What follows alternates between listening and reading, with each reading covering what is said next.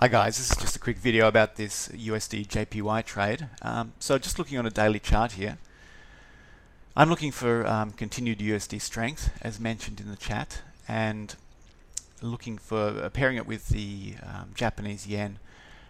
So we're going to have a risk-on environment evolving over the next couple of weeks, as there's a resolution to the lira, and everybody just gets desensitized to the Brexit scenario.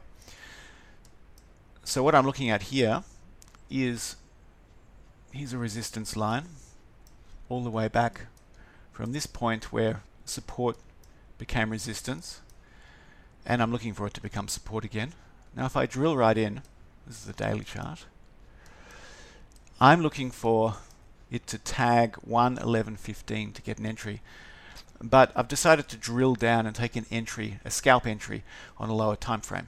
So moving down to the hourly chart, we can see that we're above the level where I want to take the entry. Now, rather than wait for a candle pattern or something else, I'm going to drill all the way down and just demonstrate scalping an entry into a move, into a long-term move. And the technique that I use is what I call a bias change. So a bias change, so here are the two directions of the bias change. So a bias change is where on the 2-minute chart, as you can see here, the price will come down and form a low. It'll form a lower high, then it forms a higher low, higher high, and we draw a line at that point, and this is where we take our entry. So plus a pip, plus the spread, entry level here, and we put our stop below the lowest part of this reversal pattern.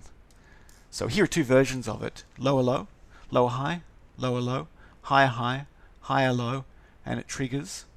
Or lower low, lower high, higher low, higher high, higher low, and it triggers just here.